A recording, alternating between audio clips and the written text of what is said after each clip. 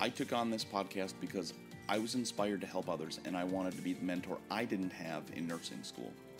This show is a labor of love and one I hope to see keep going.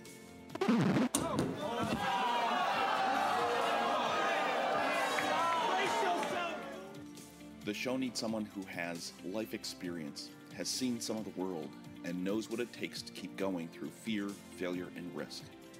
The show needs someone who still feels the pangs of daily life in nursing school.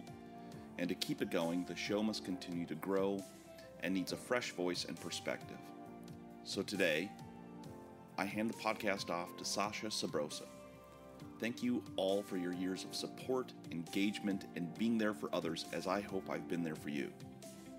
And while I still have lots of projects and ideas, I'm going to move on and bring my efforts to other areas more consistent with my experience.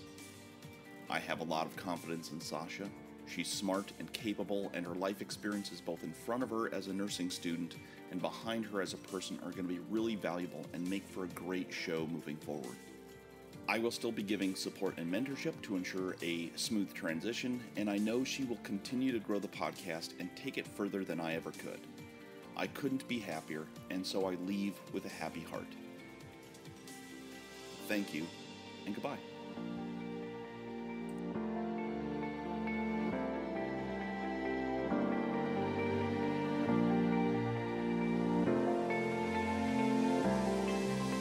You're listening to the Real Talk School of Nursing podcast. Nursing students, let's talk.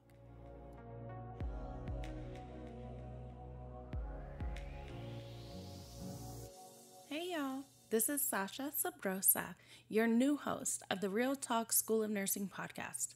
This is where we get down and real about prereqs, nursing school, being a new grad, and everything in between.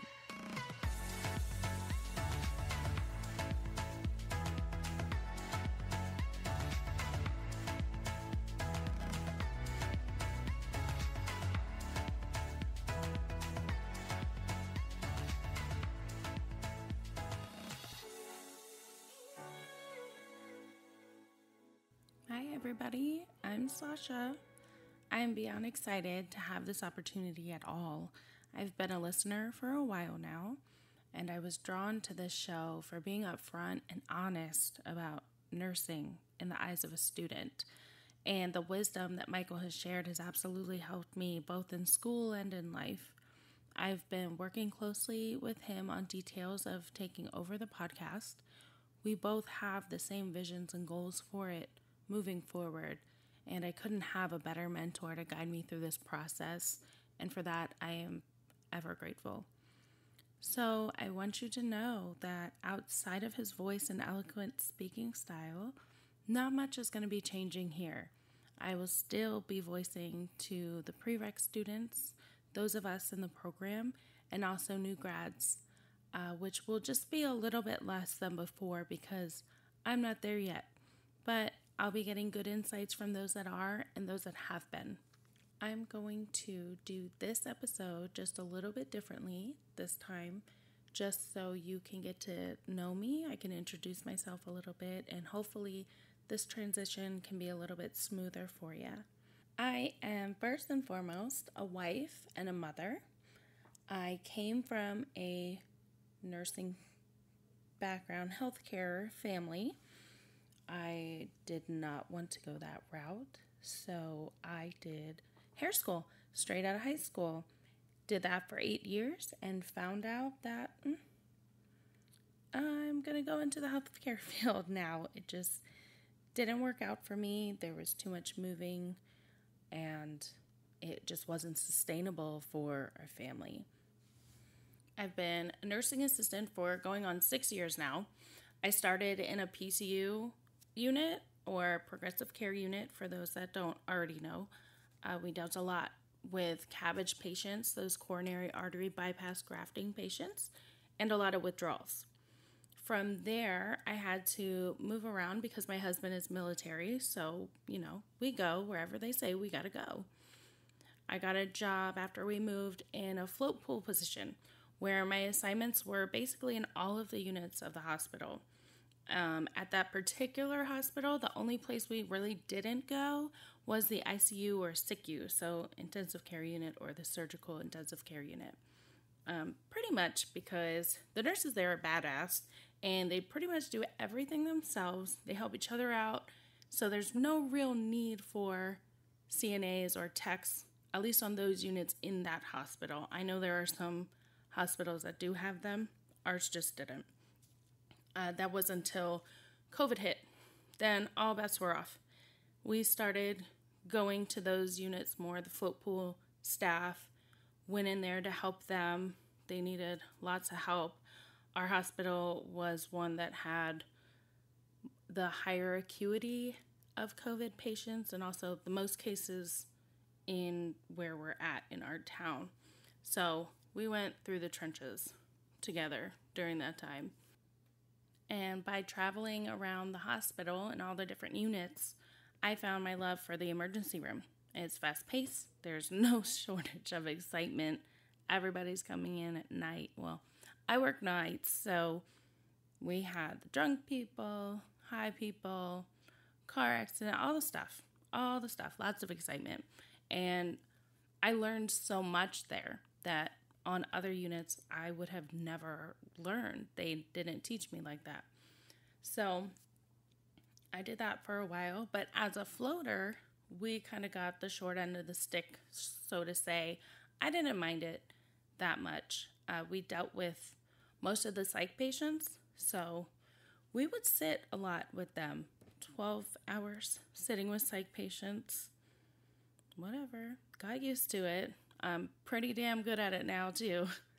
And then on that unit, the staff techs dealt with all the other patients. Luckily for me, I had the best charge nurse ever. We got into talking. We built a relationship. I told her I was going to nursing school, trying to do all this, wanting to get into the ER. So she allowed me to train with the techs on the unit. And I got to learn IVs, blood draws, a whole bunch of other stuff that normally as a float pool tech in the ER, you didn't get to do. So that was super nice and helpful. And once I started doing that, I didn't want to be on any other floor. I was always so upset if I had to be away from the ER. Well, I did that for a few years. And now I have found myself as a staff tech, let me flip my hair, at a level 2 trauma center. I know it's not super crazy, but for me, that's really exciting. So I don't care what level of trauma it is. I like it. I like being there. I have found my heart, and I know that's where I'm going. So I'm in there. I'm going to get it. After school, that's where I want to be. So I am a first-year nursing student. I have a lot more work to do, a lot more stuff to learn, but I'm going to get through it, and we're going to get through it together, and we're going to get to where we want to go. So I'm in this to win this, and I hope y'all stick along for the ride. Okay, guys, so I want you to feel free, please, reach out, ask me any questions you have. I'd love to start chatting with you guys, getting to know all of you. You can write in to realtalknursing@gmail.com. Hit me up on Facebook Messenger, or you can slide into those Instagram DMs. I want to hear about any positive stories you guys have, whether that be getting into nursing school, any hard tests that you passed, exams, whatever your NCLEX results are, getting a new job. I want to share that positivity, and hopefully that will encourage those that need it. Anybody that's feeling down or stressed, they can see that, we can do it. We really can. We have to put our minds to it. We have to work really hard. Sometimes we just need to see that others can too, instead of hearing just the negatives. So remember, to be positive is to be productive.